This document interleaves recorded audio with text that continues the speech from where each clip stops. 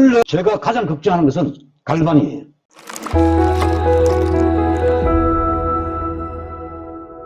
참 해마다 우리 마을 회관에서 모여가 하니까 참 보기도 좋고 참 아늑하고 참 좋습니다.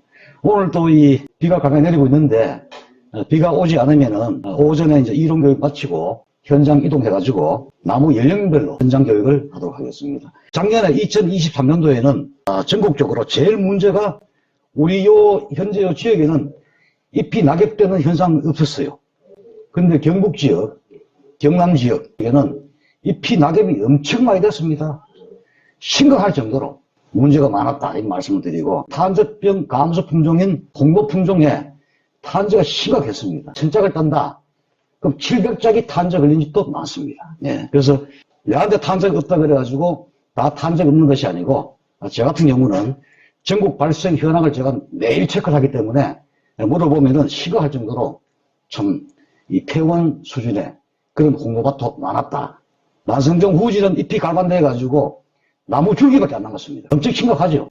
예, 그 다음에 봄에 또 우리 우박, 냉해 피해, 늦가을에 또 우박이 와가지고 또 수확을 전혀 하지 못했던 그런 안타까운 가수원도 상당히 많았다 이렇게 말씀드리고, 특히 이 후지 계통 보면은 이 탄저병이라고 알고 있었는데 자세히 관찰해 보니까 부패병, 견문이 썩은 병이 또 엄청 많았고, 약을 쳐도 이 병이 확산되면은 절대 막지를 못합니다. 병에 걸린 감염과는 신속히 빨리 제거를 하셔야 됩니다. 2차 입영되는 원인을 빨리 제거를 하셔야 되고, 그 다음에 여러분들 평소에 보호제, 제가 늘 벨란 수화제, 다이세늄 수화제, 그 다음에 균카바, 균마가 이런 것들 여러분들이 유효적절하게 잘 활용하셔야 되고, 그럼에도 불구하고 그 약들이 나무 사이로 잘 들어가게 좀 하셔야 돼요. 가원에 복잡해가 약이 잘 묻지 않거나, 특히 가지가 막 늘어지고 복잡해가지고 비가 오고 나면 습도가 올라가죠. 그 습도를 엄청 좋아합니다. 그래서 가지 배치를 잘 하셔가지고 통풍선, 바람이 잘 드나들게 하고 하늘 햇빛이 잘 들어오게끔 그런 조치가 필요해요. 그 약만 친다고 될 문제가 아닙니다. 특히 지금은 지구온난화 시대가 와가지고 우리가 농약만 가지고 다 방지하려고 그러고, 어느 누구도 나무의 뿌리에 대해서 이야기하는 사람이 거의 없습니다. 약만 가지고 자꾸 이야기를 해요. 여러분들 아무리 열심히 쳤는데 또 불구하고 탄저병이 계속 번지죠. 그래서 나무 수체에 체력을 강화시킬 수 있는 그런 방안을 빨리 내놔야겠는데 언급하는 분들이 거의 없어요. 제가 다녀보면 그게 앞으로 큰 문제가 된다. 제가 13년 전부터 KBS에서 강의할 때, 그때 제가 향후에 10년 후에는 미세곤충, 그 미소곤충이라고 합니다. 작은 벌레, 아까다니, 응애죠. 응애, 깍지벌레, 면충, 이러한 작은 벌레, 미세곤충이 엄청나게 확대되고 잡기 힘들 것이다. 요새 한번 보세요. 물론 그 작년에는 응애가 많이 없었지만 평소에 응애 때문에, 아까다니 때문에 고생을 많이 합니다. 깍지벌레 약을 쳐도 잘 안 죽어요. 그런 것들이 활성화될 것이다. 근데 지금 보니까 그 잡기 상당히 힘듭니다. 그 다음에 제가 13년 전에 미량 원소를 강조를 많이 했어요. 30년 전에 그때는 밭에 태비, 유박, 20일 복합 비료, 그 다음에 요소 엄청 갖다 퍼붓습니다. 둘 부부 70, 80은 그 노인 어르신들이 구루마에다가 유박 태비 싣고 그 3,000병, 4,000병이 막 다 갖다 날립니다. 두 포씩 다 갖다 넣어요. 색깔이 안 납니다. 색깔이. 이런 데는 전부 도장지고, 결과적으로 그런 넣는 것이 색깔 나쁘지. 그때는, 요새는 사과 이 과피 색깔 품질이 엄청 좋아졌습니다. 옛날에는 팥죽깔 아주 시커멓게 깔이 났어요. 그게 지금 엄청 색깔이 밝아졌죠. 그러한 퇴비 조정, 퇴비를 줄이지 않고 자꾸 좋은 품종, 색깔 잘 나는 품종이 없느냐. 물론 그 품종들이 많이 업그레이드가 됐습니다만, 좋아졌습니다만, 그것도 역시 여러분들이 유방이나 일반 거름, 비료 많이 줘보세요. 색깔 안 납니다. 예. 그래서 그런 품종의 변화도 중요하지만 뿌리를 통해서 질소 성분을 많이 주시면 안 돼. 그것만 딱 끊으시면 깔 잘 나게 되어 있습니다. 단 키우는 나무는 비료 거름 좀 하셔야 됩니다. 그리고 세력이 떨어지면 좀 하셔야 되죠. 근데 수세에 관계없이 무작위로 퇴비를 막 주시는 거예요. 물론 우리 밭 토양 조건이 경사가 심해서 거름을 주면은 많이 흘러버린다, 유실된다, 그런 경우, 또 자갈이나 모래가 많은 사질토, 모래땅, 그런 데는 그름을 좀 하셔야 돼요. 그래서 그름하기 전에도 뭐 다른 지역도 마찬가지고 내 지역에 전문 지도사가 있다면은 같이 상의하는 게 상의. 내 혼자 판단하지 마시고. 그래서 최대한 우리가 이래 그름도 아끼고 이당원수도 적극적으로 시비하셔가지고 가을에 누가 결과물이 좋을 것인가. 봄에 우리가 아무리 이야기해도 필요 없어요. 가을에 사과 딸 때 그 사과가 좋나 나쁘나 그걸 보셔야 돼. 병이 있나 없나. 다른 집보다 발생이 적어야 되죠. 그래서 저는 늘 결과물이에요. 결과물. 가을에 결과물. 좋은 사과를 땄나 좋은 복숭아를 땄느냐 얼마나 땄느냐 그걸 보셔야 돼. 그래서 그런 걸 하기 위해서 우리가 부단히 현재 노력을 하고 있다. 그래서 점차적으로 발전을 해야 되는데 앞으로는 지구온난화를 누가 선제적으로 대응할 것인가. 농약만 가지고 물론 농약이 있어야 병해충 예방이 됩니다. 어떤 작전을 선택해야 될 것이냐. 그런 것도 부분 중요한 게 있죠. 그래서 약도 치료제, 보호제가 많지 않습니까? 그중에 중요한 게 보호제, 예방제, 다이센, 안타라콜, 바코닐 소화제, 델란 소화제 이러한 약들을 여러분들이 해당 시기에 충분하게 살포하면은 사실 큰 병을 사실 막을 수가 있다. 현장에서 잘하는 분이 성공하는 농사다. 스포타입인데 외국의 사과나무예요. 이 나무도 한 40년 되었습니다. 사과 하나를 따기 위해서는 엄청난 시간과 땀, 노력이 들어가죠. 이 사과나무는 하나의 우주예요, 우주. 봄에 썰이 오지요, 우박 오지요, 태풍 오지요, 약초이 되지, 벌레 먹지, 탄저 오지, 부패 오지, 잎 떨어지지, 전쟁해야지, 유인해야 되지, 풀 깎아야 되지, 물 줘야 되지. 엄청난 일이 벌어져 있었죠, 이게. 이 사과 하나 따기 위해서 우리 과수하신 분들이 엄청난 정성이 들어간다. 농사를 지어보신 분들이 이걸 알지. 일반 소비자는 그냥 사과 알만 보지. 이렇게 많은 노동과 땀과 힘이 들어가는 걸 잘 모르죠. 어쨌든 우리는 소비자인데 있어가지고 결과물을 잘 만들어야 된다. 우리 목적은 상고를 겪어야 새 생명이 태어나고 꽃샘 추위를 겪어야 봄이 오며 어둠이 지나야 새벽이 온다. 이 백범 김구 선생님이 제가 차 타고 가려고 가다 보니까 빵구집에 이게 있더라고. 제가 찍어봤습니다. 자, 이게 전쟁인데 이게 M26 이중 대목. 그때 한 8년생 때 제가 찍은 거거든요. 주지를 빼고 난 다음에 찍었습니다. 여러분들 전쟁하실 때 주주의 배치도 중요하고 상담으로 갈수록 가는 가지를 배치해야 되고 또 이 상태에서 가지를 겨울에 너무 훤하게 따시면 안 돼요. 뿌리는 그대로 있는 상태에서 가지를 딱 솎아내니까 어떻습니까? TR들. 뿌리 숫자 힘 만큼 지상부의 가지도 다 튀어나오게 되어 있어. 반발합니다. 복잡해지는 거예요. 세력이 셀수록 너무 많이 솎아내면 안 돼. 우선은 목이 답답하죠. 그래서 아주 필요한 데만 몇 개만 딱 솎아내고 상단부에 햇빛 돌게끔 잠깐만 딱 해놓으시면은 나무 안정이 빨리 와요. 그리고 세력 센 나무는 거리 적과 개념이 없습니다. 수세가 센 나무는 열매 착과수를 좀 많이 다셔야 돼. 알이 다소 자라도 착과수를 좀 많이 하는 게 좋습니다. 너무 한 뼘 간격이 어떻고 그런 거리적과 개념이 없습니다. 나무 힘이 셀 때는 좀 많이 다셔야 돼, 많이. 이런 나무는 많이 다른 이 나무가 원래 평균 착과량이 350개. 350개 달았는데 전부 망깔 다 났어. 100% 망깔이야. 10월 28일 날 다 땄습니다. 그때 우리 10월 28일 날 일반 대목에 보면은 색깔이 안 나가지고 고생하시는 분 많지 않습니까? 근데 100% 이틀 만에 다 땄습니다.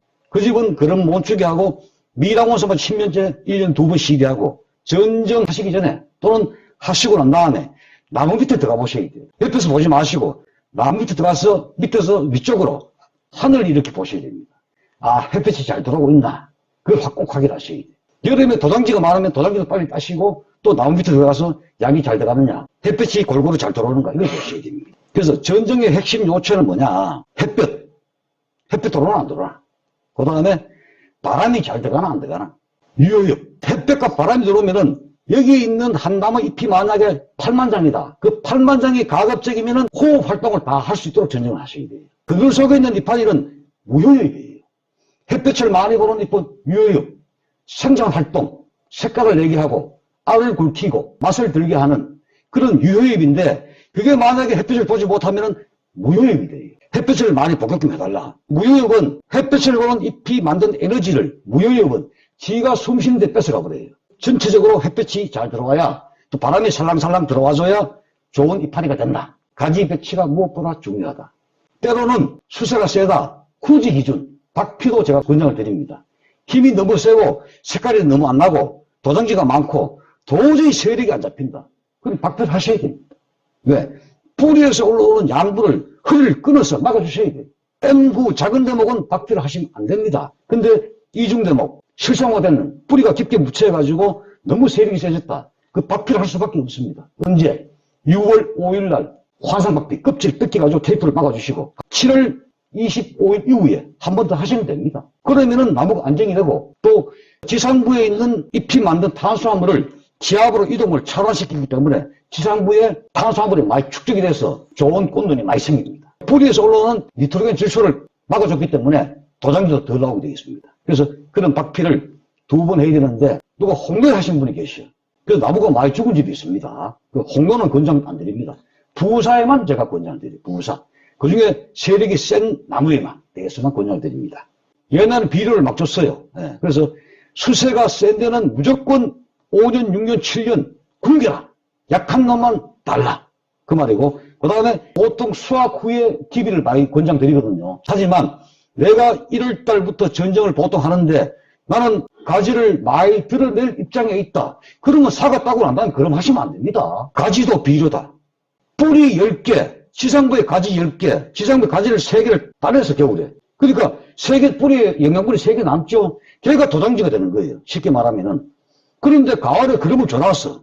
그름 주고 가지 따내니까 그 비료를 2번 줬는 거예요. 질소가 많으면은 한자도 잘 못 먹습니다. 약발이 안 됐습니다. 자, 제가 옛날에도 많이 강조를 드렸는데 올해도 제가 가장 걱정하는 것은 갈반이에요. 갈반이 아마 6월 25일 전후부터 어느 지역이라고 예상은 되고 있습니다만 거기서부터 갈반 대단히 잎이 낙엽이 될 것이다. 그 다음에 7월 25일 이후 되면은 지구온난화기 때문에 제가 예측을 합니다. 35도가 넘는 날이 상당히 많을 것이다. 온도가 35도가 되면은 이파리는 모든 활동을 중지합니다. 이파리가 한 장이 예를 들어가지고 100원의 에너지를 만들어내야 되는데도 불구하고 10원밖에 만들지 못해. 우리 옛날에 홍도 가을 안 간 적이 있었죠. 이렇게 35도가 되면은 잎의 활동이 중단됩니다. 광합성 활동을 하지 않습니다. 최대한 바람이 잘 들어가게. 그 다음에 마그네슘을 통해서 잎의 엽록소를 강화시켜줘야 돼요. 뿌리로 주면 좋은데 연면시비를 통해 가지고 잎파리마다마다의 엽록소 함량을 우리가 추가적으로 보충해줘 가지고 잎을 두껍게 만들어줘야 돼. 잎이 얇으면은 병도 잘하고, 잎이 윤기가 없다. 100% 단점 나겠다고 와. 잎이 탄력이고 반들반들해야 되는데 잎이 윤기가 없으면은 그 집은 100% 아까가니 응애 다 꼬여요. 100% 응입니다. 응이 먹으면 응이 이파리 먹은 잎은 윤기가 없습니다. 홍도가 왜 응이 없습니까? 잎이 두꺼워서 그래요. 그리고 왁스층이 있어 반들반들해. 응이가 잘 습식을 못합니다. 후지는 잎이 까추름합니다. 응이가 잘 달라붙어. 마그네슘을 연면시비를 꼭 하셔야 돼요. 앞으로는. 제가 권장하는 마그네슘은 연면시비 무조건 여름에 2번 하셔야 돼요. 잎의 조직을 강화시켜야 된다. 그 다음에 또 중요한 것이 뭐냐면은 작년에 이 부패 탄저가 많은 원인, 물론 약재를 잘 선택하지 못했는 거, 또 약칠 때 우리 밭에 쓰는 농약에 쓰는 그 물이 5.5에서 6.8이 나와야 돼요. 그래 약효를 볼 수가 있어. 그 7.5가 나와. 맹물질, 맹물. 수질 pH를 적당히 조절해 줄 수 있는 그런 것도 같이 첨가해야 된다. 목초에 조정 pH형 따로 있습니다. 그 약효를 증대시켜 줘야 된다. 그런 게 중요하다. 그 탄저가 많다, 갈반이 많다, 응애가 잘 잡히지 않는다. 그러면은 우리 밭에 수질 pH를 반드시 가져오셔가지고 한 10초만 다 나와요. 그때는 반드시 조정제를 넣어줘야 됩니다. 그 다음에 이 탄저가 많은 집, 방제력도 중요하고 약재 살포량 그런 것도 있지만은 제가 봐서는 온난화가 되면은 열매 호흡량이 증가돼요. 열매가 숨을 쉬어 살거든. 열매가 좀 물러지면서 열매 하나에 2,000개 이상의 숨구멍이 다 있어, 과점.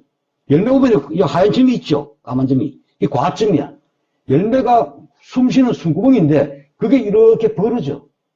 거기에 탄저균이 부표균이 딱 달라붙는 거야. 파고들어가요, 균이. 들어가면 약이 치면 들어갑니까? 안 들어가. 그래서 약을 쳐도 계속 안 되는 거야. 그러면 열매를 단단하게 하고 2,000개 넘는 그 숨구멍, 기공을 우리가 딱 달라붙게 야물게 해야 되는데 그게 뭡니까? 칼슘이야. 칼슘. 칼슘을 줘야 되는데 그러면은 칼슘 종류가 엄청 많습니다. 자, 과연 어떤 칼슘이 열매, 과육, 속까지 잘 이행되도록, 침투되도록 할 것이냐? 그럼 어떤 칼슘이 좋은 것인가? 그 칼슘 선택 잘 하셔야 돼. 속된 말로 맹물 칼슘 많습니다. 그 사람들 각성해야 됩니다. 칼슘을 과연 열매까지, 열매 껍질 속까지 딱 이동해서 열매 전체의 세포 조직을 야물게 하는 그걸 쳐줘야 우리가 탄저병, 구피병도 방지하고 같이 있을 때 같은 효과를 볼 수가 있는 거예요. 플러스 알파 효과를. 약만 자꾸 치니까 탄저가 안 잡히지. 열매의 과학점에 탄저균이 다 들어가 있는데 절대 못 잡는데. 그런 교육을 누가 좀 했으면 좋겠는데 그렇게 언급하실 분이 없어요. 자꾸 약만 치라 그래. 약 치니까 탄저가 안 잡힌다니까. 절대 안 잡혀요. 뿌리 기능 강화, 잎을 두껍게, 열매를 야물게 해야 약 효과도 제대로 보고 그 열매가 야물어야 과점이 벌어지지 않기 때문에 병원균이 못 들어가요. 거기 보면은 2층 이상의 숨구멍이 다 있는데 그게 이렇게 벌어진다니까. 그게 균이 딱 들어가면 끝나는 거예요. 들어가기 전에 보호제 다이센 델란 쳐가지고 막아주고, 델란 1년 2번 쳐야 됩니다. 다이센 4번 쳐야 됩니다. 다이센은 단독 또는 배우기 전에 또는 일반 약제 처방할 때 500g 썩었지. 델란 언제? 6월달, 7월달 2번 치셔야 돼. 한 번 치고 탄저 못 잡아요. 올라갔던 사과값이 한 상자에 유리 없이 비쌌는데 탄저병으로 예를 들어서 홍로 300잭을 땅에 다 갖다 부었어. 탄저가 와가지고. 그 3천만 원 갖다 부었는 거예요. 홍로 컨테이너 20kg 10만 원 갖다 왔으니까 그게 뭡니까? 경영이 경영. 그런 경영을 잘 하셔야 된다니까. 경영. 참 너무 안타까운 게 상당히 많습니다. 또 우리는 그렇게 처방하는데 다행히 우리 지역은 다른 데에 비해서 엄청나게 병의 수가 적은 거지. 첫째 갈반도 없지. 탄저가 왔긴 왔습니다만 절반을 갖다 버렸다. 이런 적이 없잖아요. 네, 그래서 그런 지도사들이 있는데 하고 없는 데는 차이가 하나가 딱 차이입니다. 그러니까.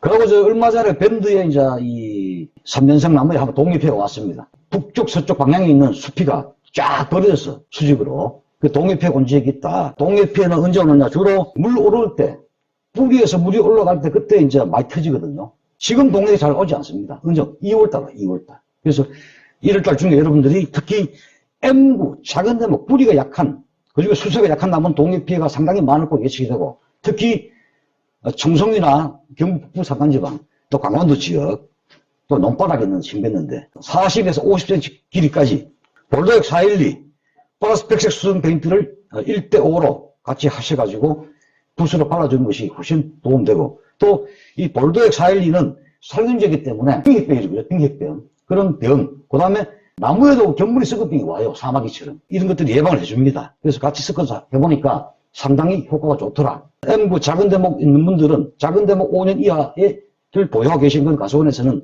이런 동해 예방 교실을 하기 좋습니다. 그 다음에 이제 그 땅이 얼기 전 또 땅이 풀린 직후에 점적 간수 계신 분들은 간수를 한 2, 3회 해주시면은 동해 피해 도움이 됩니다. 병이 이제 제일 문제인데 벌레보다 병이 문제예요. 네, 사과는. 복숭아는 뭐 층공병이 또 문제가 되고, 전정을 통해서 통기성, 바람이 잘 들어가게끔 해달라. 여름에 또 도장지가 많은 집에는 도장지를 한 2회 정도, 꽃놀이가 아무 문제 없습니다. 6월달, 7월달에 제거해서 통기성을 확보해달라. 그 다음에 철저한 예방 위주. 병이 오고 난 다음에는 늦고, 우리 사람도 마찬가지다. 예를 들면 뭐 감기 오기 전에 내가 감기를 좀 조심해야 할 필요성이 있고, 또 특정한 병이 오기 전에 몸 관리를 할 필요성이 있다. 이런 말씀을 드리고, 한번 오고 난 다음에 또 병원도 병원비 많이 들어가고 내가 고생하고, 나무도 마찬가지예요. 미리미리 예방을 좀 해달라. 그게 뭐냐면은 보호제. 예. 제가 늘 강조 다이세늄 수화제, 안트라콜, 다코닐, 델란 수화제 이런 것들을 특별 살포 또는 전기 방제 시에 첨가 살포. 충분한 양량. 250평에 한차 치는 분이 상당히 많이 늘어났습니다. 최소한 400평에 한차 치셔야 돼요. 최소한. 만약에 탄저병이 많은 집은 300평당 한차 치셔야 됩니다. 너무 우리 그 면회 쪽에 그 해마다 응애가 안 잡혔어요. 본인은 당연히 열심히 치지, 본인은. 저희들이 봤을 때는 양량이 적어. 그 집이 약을 2차 늘리거든요. 그 해부터 응애가 없습니다. 그분이 이제, 약 2차 늘리니까 응애가 없다. 그 양량을 늘리셔야 돼요. 양량을. 그 다음에, 말씀드렸죠. 수질 pH를 반드시 체크하셔야 돼요. 물검사. 이제 이게 확대돼서 많이 하시는데, 아직까지 물검사 안 하신 분도 있어요. 하셔야 되고, 실례로 우리 그쪽에는 갈발이 엄청 심해. 이야, 왜 이렇게 갈발이 심하나.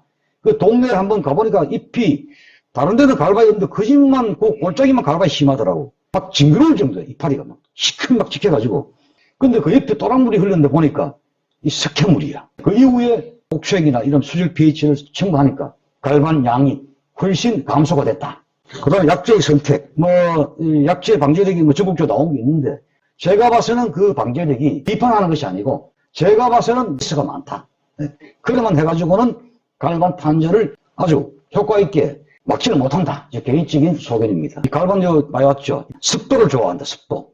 바람이 안 들어가면 안 됩니다. 한 보름 지나면 잎이 다 떨어져 버리죠. 한 번 오면은 약을 치도 힘들어요, 이거. 처음부터 갈반이 없는 집은 9월 말까지 갈반이 없습니다.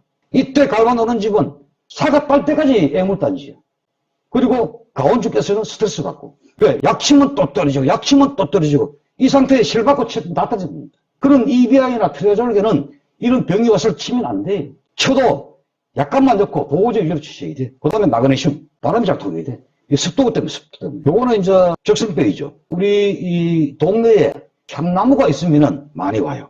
향나무에서 겨울잠을 자고 5월달에 날아와가지고 이렇게 나오는 거예요. 또 배나무 이게 많죠.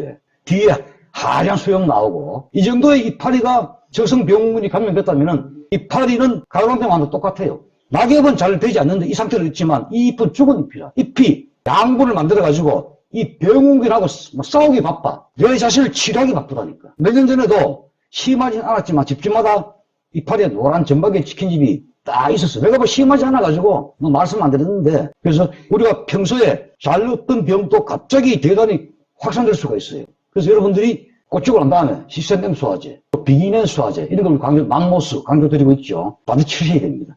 그걸 잘 치기 때문에 없는 거지. 안 치면은 많이 와요, 이 병도. 입 뒷면에 이 포자가 벌써 이렇게 발화돼가지고 또 날아갈 준비를 하고 있습니다. 이거는 이제 검은 별무늬병이죠. 흑성병인데 이것도 심한 지역도 심해요. 특히 이 계곡 쪽에 위치한 가수원, 산 쪽에 위치한 가수는 많이 올 수 있어요. 연탄 가루를 뿌린 것처럼 이렇습니다. 제가 그 칠레를 가보니까 그 가수원에 보니까 나무 이파리에 이게 있더라고. 다른 병은 없는데 그 나라의 사과밭에는 이 병이 많더라고.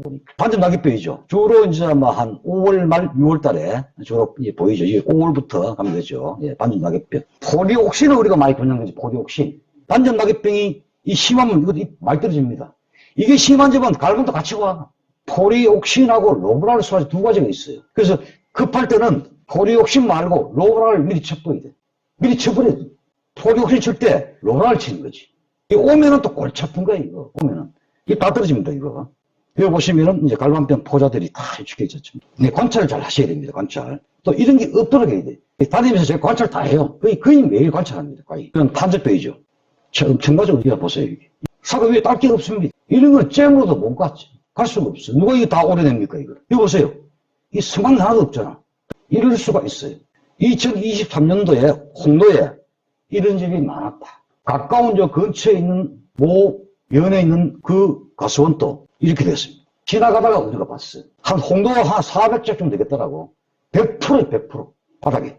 100% 됐다. 앞이 조직을 야물게 하라. 그래서 칼슘 이런 것들 통해서 열매 껍질을 단단하게 하셔야 돼. 이게 전부 다 과점을 통해 감염된 거예요. 홍도는 과 표면이 얇기 때문에 병원균이 직접 뚫고 들어가기가 용이하다. 쉽다 그 말이에요. 야물게 해야 된다. 탄저병은 가수원 주위에 아카시아가 많으면은 또는 호두나무가 많으면은 거기서 활동을 해가지고 내 가수원으로 막 유입이 되고, 이 산에 가보면은 가수원 주위에 이 산이 전부 아카시아예요.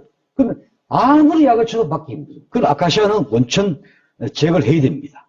그리고 좋은 약은 역시 델란, 다이센, 균카바, 균마가, 칼슘 이런 것들 통해서 역을 막아주셔야 돼요. 탄저병은 이렇게 역삼각형 구조입니다. 이렇게 뾰족합니다. 부편은 여기 넓어요. 이렇게. 작년에 후지에 탄저약을 자꾸 쳐 탄저인 줄 알고 그 제가 갈라보니까 이게 없어. 다 이런 거야.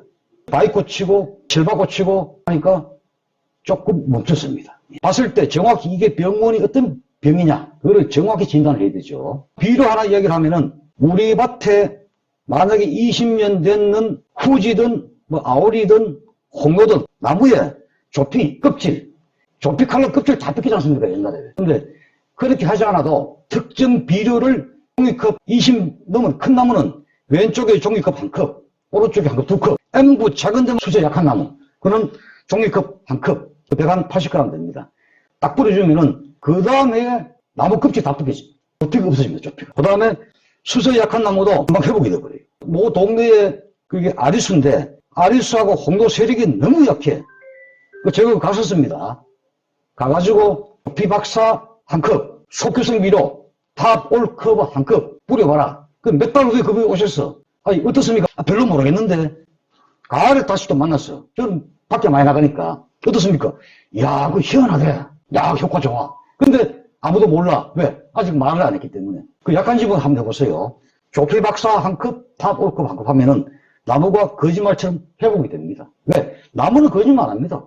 복숭아에도 그 어른이 봐요. 복숭아에도 그 어른이 많이 오는데 작년, 저작년에 복숭아 갔다 오라고 가보니까 그게 한 1000개 이상 따는데 4kg로 제가 봐서 쓸 게 한 알도 없어. 그분이 답답해서 저를 불렀겠죠. 그 둘이 이제 담배를 피면서 나무 따졌어요. 커피 한 타고 오시더라고. 그 나무 밑에 와보세요. 제가 데리고 왔어요. 위를 한번 보자고. 햇빛 들어옵니까? 안 들어옵니까? 아, 복잡하긴 많이 복잡해요. 옆에 나무 막 엉키가지고. 지금 나무 밑에 제가 오니까 너무 시원하다. 햇빛이 없어요. 습하니까 시원해요. 원인이 이거다. 알타나리아 부생균이라고 있어, 복숭아에. 연 겨울에 전쟁하실 때 가지 배치 잘하고 여름 도장 뜯어가지고 방해약이 잘 나가지. 햇볕과 바람이 잘 들어가게 해라. 원래 그 연말에 그 만났는데 그분 어떻게 됐나? 그분 돈 많이 벌었다고 하더라고. 작년, 저작년에 이게 말한 한 가지 없대. 얼마인지 아십니까? 3억. 복숭아 3억이었어, 3억. 그러더라고. 그 내가 이제 옛날 그런 거 있었다. 아, 그때 맞대. 그 병이 발생하는 원인, 그걸 빨리 캐치해가지고, 그 다음에 대책을 빨리 세워줘야 돼. 작년에 탄저 많은지, 갈람 많은지, 뭐 부패 많은지, 각종 많다. 작년에 뭐 아까다니는 별로 없었습니다. 인시피오 때문에 그 약이 참 좋더라고. 좀 비싸지만은. 내 밭에 뭐가 미스가 됐는가를 빨리 파가시고, 그 단점을 빨리 보완하셔야 돼. 그걸 과신고방이죠. 배꼽이 빨갛지 않습니까, 그게? 예. 그 진액이 나오고, 안에 보면은, 시나노 스위트가 이게 많지 않습니까? 그 품종 특성이 그래요. 근데 유독 심한 집도 있어요. 여기 보세요. 빨갛잖아. 같이 가을에 땄는데 선별할 때 들어보면 다 알아요. 사과를 하루에 그래 몇 수천 알을 담잖습니까? 그 유독 가벼운 게 있어. 100%씩 이거야. 과시 못 받는. 그리고 여기서 조금 더 진행되면은 찐득찐득해. 그 맛은 좋지. 가볍습니다. 이런 병이 뭐 한 나무에 뭐 한 개 보인다. 그러면 특별 방지하실 필요 없어요. 뭐 사과 뭐 300 중에 한 개가 왔는 걸. 이것도 옆에 열매로 전염이 안 돼. 개화기 때문에 딱 들어가기 때문에. 탄저병하고 다릅니다. 그래서 한두 개 모일 때는 할 필요 없는데, 한 나무에 막 해마다 10개, 20개 모인다. 한 나무에 10개면 많아요. 그 병나무는 알이 몇 개입니까? 1000알맹이야. 1000알맹이 나누기 60바 하면 몇 산자입니까? 그런데 약을 쳐야 되지. 그때 약이 뭐냐면은 미르빗, 선두주자, 비기멘, 여기다가 여러분들이 뭐 수정 잘 되게 하는 거 섞어쳐도 아무 문제가 없습니다. 이제 개화기 때 꽃이 한 절반 폈다 싶을 때 그때 한번 딱 뿌려주면은 거의 다 예방이 된다. 이런 말씀을 드리겠습니다. 꽃성병이죠, 이렇게. 예. 진물 나오고, 그죠? 화상병이 아닙니다. 여러분 봄에 보시면 가끔 적과대 가보면 장갑적 해보면은 진물이 찍 나옵니다. 화목병, 꽃성병 이런 게 가끔 있어요. 이것도 개화기 때 그런 약재를 치면은 좀 되고, 저온 때 이런 것들이 많이 감염돼요. 이게 이제 발표된 자료인데, 이게 보로덱치라고 되겠어요. 요거는 화상병도 스트ep토마이신, 옥시테트라사이클린 마이신. 근데 그분들도 보면은 불안해가지고 델란을 한 번 더 친다든가, 다이센을 3번 더 친다든가 다 그래요. 그래야 그래 견뎌오는 거야. 순수하게 이랬을 때 좋은 사과, 병 없는 사과를 반발할 수 있느냐? 그다음에 가수원 주면 또 약을 칠 필요성이 있습니다. 자, 요 응애죠. 요거는 지금 사과응애죠. 제가 요 스타일에 보니까 사과응애가 많이 안 보이는 것 같아요. 그래도 알 수가 없습니다. 예. 작년에 응애가 없었기 때문에 월동했던 양도 줄겠지만 이 응애도 미세곤충이면서 종족 번식 능력이 엄청 강하다 보니까 원래 태무심 하다가는 응애 때문에 골치 아플 수가 있어요. 물론 우리가 예찰을 잘 하겠지만 조심해야 된다. 전박응애가 문제되죠. 전박응애가. 이거는 번식력이 더 강하죠. 그래서 작년에 나왔는 인시피오가 나방도 되면서 순나방도 되면서 응애도 되고 해서 상당히 좋은 효과를 봤는데 원래 또 더 두고 봐야 되죠. 근데 응애는 잡으려고 하면은 약 안 맞으면 안 죽어요. 약 안 맞으면. 과수마다 면충이 많이 발생돼요. 이거 잡기 쉽지가 않습니다. 이거. 그래서 원래 우리가 면충이 발생됐던 집에는 전쟁 마치고 2월 하순 3월 초에 기계유제를 살포하시도록 권장을 드립니다. 진딧물은 약이 좋아가지고 사실 큰 문제는 없어요. 살충제는 접촉 독에 의해 죽습니다. 또는 습식 독에 의해서 약 뿌린 거를 잎을 깔아 먹거나 직접 약이 묻거나 해야 죽지. 안 그러면 죽지가 않아. 잎 속에 있습니다. 잎 속에. 복숭아는 이렇게 되면은 빨리 잘라 버리시는데 그거를 대포 가지고 이래 막 돼. 안 죽습니다. 약이 안 맞으니까. 절단해가 버리시고 약 치는 게 최고 좋은 거예요. 순나방이 또 문제가 되죠. 복숭아는 더 심각하고 혈순이 고발라지거나 어깨 부분에도 나오고 열매가 돼 있는 부분에 이렇게 나오죠. 노린재도 상당히 피해가 심해요. 노린재 피해하고 칼슘 결핍하고 붕소 결핍을 잘 모르는 분이 많아요. 그분이 언제 모셔가지고 몇 년 됐습니다. 먼 약을 입에 처방해가지고 해마다 노린재가 자꾸 번진대. 작년도 노린재가 철학했는데 곰보가 막 생기고 올해도 철학해가 쳤는데 곰보가 더 많이 생겼대. 그 내가 딱 보니까 노린재가 아니고 이 붕사 결핍이다. 붕사를 물 500에 그걸 2번 채웠어요. 봄에. 난 이제 철학을 하고 가을에 그분을 기다리고 있지 이제 가을에. 결과물을 알아야 되니까. 어떻습니까? 잘 아시는 분입니다. 이거 넘넘을 계셔. 그게 하나도 없으셨대. 그럼 뭡니까? 붕사 결핍. 딱 맞잖아요. 노린재가 아니라니까. 그 다음에 또 동양에 이 사람 먼저 부르고 그분이 그 사람 진단받고 불러서 또 진단받았어. 그 두 분 다 이거는 노린재 피해라 그런 것도. 그 마지막에 또 저를 불러서 이거는 노린재 피해가 아니다. 그게 팔벽적이라 부사가 노린재 피해가. 그분들을 말하자면은 이건 노린재 피해가. 노린재 피해가 올수록 노린재 피해는 그 산에 경사가 있었어요. 가수원 주위에 가져오거나 그 한나무에 오거나 이렇게 와야 되는데 800적 전밭에 온다고 1000만 원 말씀. 붕사연민실이 왔어요. 원래 또 만났지. 만났는지 하고. 어떻습니까? 없어. 그런 게 없어졌다니까. 근데 그 진단과 처방이 얼마나 중요합니까? 노린장만 자꾸 줘봐. 안 된다니까. 노린재가 여기 앉는 경우도 있습니다만 주로 꼭지 근처에 내가 착지하기 좋아. 착지. 날아와가지고 착륙하기 좋은 데가 뭡니까? 어깨야. 여기 있는 게 대부분 100% 노린재 피해고. 이 배꼽 부분에 이게 산발성, 적도, 산발성 밑에 칼슘. 여기가 오는 그 노린재 피해 증상이 대부분 붕사 비결핍 현상이에요. 다만 노린재 피해도 같이 올 수가 있어요. 이럴 때는 어차피 우리가 노린재 약은 여러분들 다 칩니다. 치는데 요거를 안 친다니까. 요 약만 치지. 봄에 꽃 필 때, 겨기 때, 또는 꽃 치고 난 다음에 약 칠 때 섞어 치면 돼. 10통 하면 2만 원밖에 안 돼. 10통에. 그거 한 번이면 되는데 어차피 이 약을 치게 돼 있다니까. 동시에 다 할 수 있지 않습니까? 그러면 그 증상은 없어진다 이거지. 그 진단과 처방이 그만큼 중요한 거예요. 그 다음에 칼슘도 이야기 나오는데 칼슘. 어떤 칼슘이 좋은가? 제가 뭐 상표명을 자꾸 하면은 뭐 자꾸 그 한쪽에 편드는 것 같아가지고 칼슘은 과육까지 도달돼야 되는데 칼슘이 이동이 제일 안 됩니다. 16대 원소 중에 못 빨아먹습니다. 그래서 연민시비를 하셔야죠. 연민시비가 되는데 어떻게 가장 좋은가? 칼슘은 복합형 칼슘 A, B, C, D 4가지 칼슘을 한 군데 뭉쳐서 만든 거 그거 치셔야 흡수가 잘 됩니다. 깍지벌레도 많죠. 깍지벌레. 특히 복숭아에 기교유지 꼭 쳐달라 말씀드리고 여기 보시면은 적성병은 5월 상중순 흑성병 4월 중순 5월 중순 정분이 6, 7월 갈반병 6월 10월 계속 오죠. 탄저병 7, 8월 그 전에 이 왔을 때는 없습니다. 이때 와버리면 뭐 소화할 게 없죠. 사전 예방해야 된다. 부패는 이제 8월 이후에 막 나타나죠. 그 어려운 또 봄에 나타나고 열매 전분이는 뭐 큰 문제 없습니다만 화분은 이제 나타나는 건데 개화기에 방지를 하셔야 돼요. 과실부터 둘 다 개화기에.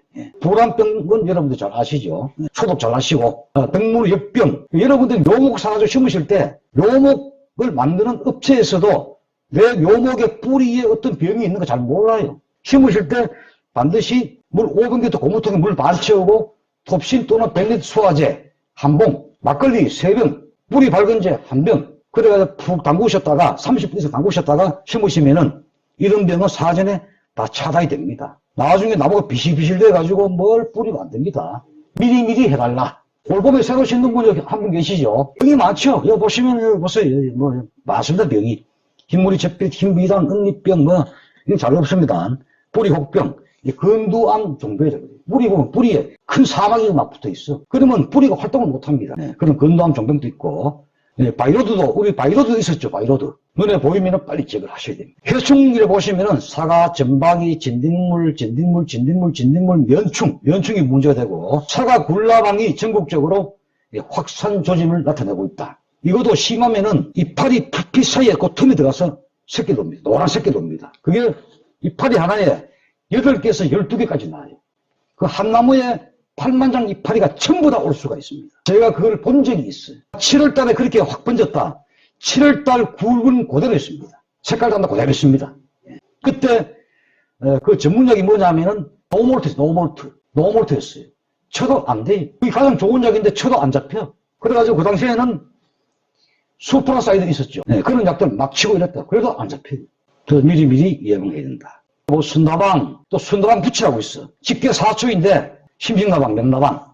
어물이 입말이 나방, 유목이 많이 오죠. 입말이 나방, 어물이 굴나방은 유목 신초에 많이 와. 진딧물 같이 옵니다. 급수나방, 사과 색깔 빨갈 때, 곧 따야 된다 가니까 뭐 쿡 하나 찔렸네, 말랑말랑하게. 그게 급수나방육 중에서 밤나방, 이 밤나방. 요거는 주로 해가 지기 시작할 때부터 해가지고 산에서 떡 날아와. 약을 안 치잖아요. 그래 이 못 잡는 거야. 요런 벌레는 뭐 피해가 우려되는 가수원에서는 밤에 약을 치셔야 돼. 또는 살충 포획기 그런 걸 설치해가지고 불빛으로 유인하든가, 또는 막걸리 트랩하고 식초 이런 것들 이용해가지고 유인하시든가, 그런 경쟁적인 방법을 사용할 수밖에 없다 말씀드립니다. 박쥐나방, 유리나방은 주로 이 나무의 대부분을 많이 가야 돼요. 톱밥에 이래 나와. 하늘소도 마찬가지죠. 지면 1.5부분에서 2m 사이에 큰 구멍을 뚫고 노란 톱밥이 큰 게 막 나옵니다. 그때 뭐 약을 이어가지고 살충할 수밖에 없다. 그 다음에 풍덩이, 꽃무지 뭐 이런 것들은 주로 꽃잎을 많이 갉아먹죠. 요것들은 좀 깔아먹어도 사실은 제가 보니까 큰 문제가 없더라고요. 해충은 해충입니다. 말매미도 많죠. 또 갈색날개 매미충도 있고, 홍로에 특히 많은데, 홍로 따고 난 다음에 9월 하순부터 이후는 주로 약을 치지 않기 때문에 약 기운이 없으니 그걸로 많이 산란 많이 해버립니다. 그래서 원래는 수확 후에도 살충제를 한번 치는 게 맞다고 봅니다. 네, 좋은 단과제의 알을 까기 때문에 그거를 보호하기 위해서는 살충제를 치는 게 맞습니다. 자, 그 다음에 요새는 그 경북, 청송, 문경, 봉화, 영양, 그 다음에 뭐 충남, 예산, 전라남북도 쪽에 보면은 초밀식형 이 방법. 거리가 뭐 한 80밖에 안 되죠. 그래서 이런 식으로 많이 키워요. 이 가는 가지만 배치해야 돼. 이 가지가 굵어지면 절대 안 돼. 최대 가는 걸 배치하고 나무를 위로 계속해. 왜? 이 각각의 가지가 굵어지지 못하도록. 심고 착과량을 좀 많이 하면서 빨리 다시 해야 돼. 나무를 크게 키우면 안 되는 방법이에요. 반드시 M구 작은 대목을 심으셔야 돼. 이건 이중대목 심게 되면은 뿌리 자체가 크기 때문에, 나무가 많이 크기 때문에 이 방법 할 수가 없습니다. 시라나 골드나 양광, 홍로 이런 품종은 대화 총량이 꽃이 많이 피다 보니까 그러면 M26 대목 가시면 돼요. 작은 대목. 물론 M9 해도 되긴 됩니다. 그래서 그 품종의 기본 특성에 맞는 대목을 선택해야 된다. 이중 대목은 절대 할 수 없습니다. 이거는. 요게 원 주관이고, 요렇게 하나, 요렇게 하나 벌리나서 2개. 많이 달렸죠? 이 착과량이 20개 넘습니다. 더 크면은 더 많이 따겠죠, 이제. 근데 제가 보니까 방제도 잘 되고, 뭘 이렇게 해도 갈반도 오는 집이 있더라고. 잎이 다 떨어진 집이 있어요. 이렇게 키울 수도 있다. 이 방법이 어렵냐? 어렵지 않습니다. 이 죽형. 내가 하긴 나름이에요. 기부에서 곧바로 착화시키는 거예요, 곧바로. 열매 굵기는 평균적으로 에버리지가 조금 작더라. 제가 보니까. 요새는 연결돼 굵어야 되지만, 보편적으로 알 굵기는 뭐 4다이 중반부터 5다이 중반 사이가 되면은, 뭐 소비자들도 좋아하시기 때문에, 물론 일 하다 보면은 일부러 또 굵게 나와요. 그런 것들은 또 그 시장에 맞게끔 여러분들이 또 출하하시면 되니까. 이게 다축형입니다. 구요 트리식이라고, 저는 이제 워킹 트리 방식이다. 걸어가면서 딸 수가 있다. 이렇게 눕혀서 파는 묘목이 있어요. 그걸 사가 심든가 내가 사가 와가지고 이렇게 굽혀도 됩니다. 그 등에서 나오죠. 가지가 하나, 둘, 셋, 넷, 다섯, 여섯, 일곱, 여덟, 한 10개다, 10개. 이게 하나의 주간, 여기 하나에 20개 다는 거예요. 요 간격은 20 내지 30cm. 한쪽인데 여기서 나온 놈을 반대편에 똑같이 이렇게 굽어요. 그럼 10개, 10개, 20개다. 그래서 한 뿌리에서 축이 양쪽 20개다 보니까 나무가 많이 성장하지가 않는다. 기술로 보자면은 살입된, 보세요. 층에서 나왔죠. 예쁠때에서 나온 가지를 살리는 위해 세우는 겁니다. 등에서 직접 나온 거는 그건 도장지라. 색깔도 잘 안 나고 너무 세게 자랄 수가 있기 때문에 여기서 나온 것도 뿌리와 가까이 있는 이거는 눕히든가 아니면 이렇게 키우면 안 됩니다. 가지수가 많다 보니까 고른 성장을 위해서는 뿌리의 힘을 안배를 위해서는 이 선단부 눕힌 가지 끝에 이걸 반드시 들어줘야 해요. 이걸 들어줘야 얘가 양분을 당기는 힘이 있어요. 이게 당겨줘야 여기서부터 이까지 같은 크기로 내가 키울 수가 있다. 전형 방법도 아주 간단하다. 나무만 처음에 이렇게 해주면은 방법은 간단하다. 단 이 눕히는 지면부터의 이 눕히는 높이가 어떻게 할 것이냐. 만약에 이 높이를 50까지 했다. 그럼 여기에서도 우리가 결과지를 만들 수가 있어. 열매를 착화시킬 수 있다 이거죠. 70cm로 이렇게 높이면 다소 높지만 여기에서도 우리가 열매를 닫아가지고 이 나무의 세력을 컨트롤할 수 있는 걸로 사용 가능하다. 그걸 볼 수 있고, 또 이 지면이 너무 낮게 하다 보니까 풀이 여기까지 막 올라와. 그러니까 풀에서 응애가 올라와가지고 나무에 옮겨 붙을 수도 있고, 이 풀 관리하기 너무 힘들죠. 또 습하고. 그래서 이 굽히는, 이 높이는 제가 봐서 50에서 70cm 부분에서 처음에 눕혀주는 게 좋겠다. 이런 생각이 듭니다. 전쟁은 결과적으로 다 두시는 거예요. 사과만 다 두고 전쟁하십니다. 열매만 놔두고 그 중에서 좋은 위치에 열매를 달고 나머지는 제거하면은 최종 제거할 때 내가 20개만 딱 남겨놨어. 유효엽이 되는 거예요. 걔들이 좋은 이파리야. 걔들이 남겨둔 20개 열매의 에너지를 다 몰아주고 나머지 잉여 양분은 내년을 위해서 또 꽃을 또 만들어줍니다. 제거만 잘하시면 된다. 전쟁은 쉽다. 굵으면 나간다. 그러면 새로 하나 받아 돌린다. 절대 각각의 축이 굵지 않도록 관리를 하셔야 돼요. 이게 굵어지면 안 됩니다. 이게 굵어지면 이건 또 굵어져. 생명력이 짧아진다. 엄마도 가늘게 키우고 최대한 아들도 가늘게 키우고 이 손자도 최대한 작게 그러면은 상당히 오랫동안 이 나무를 지속적으로 내가 재배할 수가 있다. 이게 복숭아 재배 방법의 최고 좋다라고는 제가 말씀 못 드려요. 청도에 우리 강의하신 분 그분 같은 경우는 주지를 8개 하죠. 8개 쫙 뻗쳐가지고 거기에 물건이 좋아요. 낙과가 없습니다. 낙과가. 낙과 때문에 고생하시는 분 많습니다. 그 집은 한 나무에 600개 이상 다는데 낙과가 없다니까. 낙과가 없습니다. 그러니까 전부 따서 다 파는 거예요. 다 돈인 거예요. 여기 보면은 낙과가 30% 절반 돼서 봉지가 누르 다 떨어졌어요. 이거 탄자랑 똑같은데 그런 손실분이 나오지 않도록 해야 된다. 그런 비로 마시면 안 돼. 3년에 한 번 거름을 주는데 버섯, 배지에서 나오는 거름 3년 동안 그거를 덮으셔야 하나. 버섯, 배지가 질소도 많이 없는 데다가 3년 동안 최대 발효시켰는 거를 거름을 손으로 잡아가지고 훅 불면 거름이 푹 다 날아가요. 먼지처럼. 그걸 뿌립니다. 3년에 한 번씩. 그럼 많이 주니까 열매하고 도장지에 양분 경합, 정탈이 벌어져가지고 열매가 지니까 지가 떨어지는 거지. 헷갈이 또 많이 생기고. 그래서 그런 양은 절대 많이 하시면 안 된다. 제가 좀 말겠죠. 그래서, 한 시간 아직 안 했죠? 넘었습니까? 아이고. 커피 한잔 해야겠는데. 제가 참, 우리 해마다 보면 참 고맙다 말씀드리고, 농사 기술도 제가 이래 보면은 이 지역에 있던 병해충은 딴 데보다 많이 없습니다. 그 미라모스는 제가 꼭 1년에 가급적이면은 수확 후에 한 번, 3월 말쯤 봄에 뿌리가 나올 때 또 한 번, 그 다음에 5월 말에 인상가리 꽂는 분화 때문에 6월 말, 7월 말에 황산가리 토양 시비. 그러면 해줘도 좋고, 칼슘은 권장한 대로 복합형 칼슘을 섭취해달라. 그 다음에 다이세이나 대변수화제, 다코닐수화제 이런 보호제 위주로 방지해달라.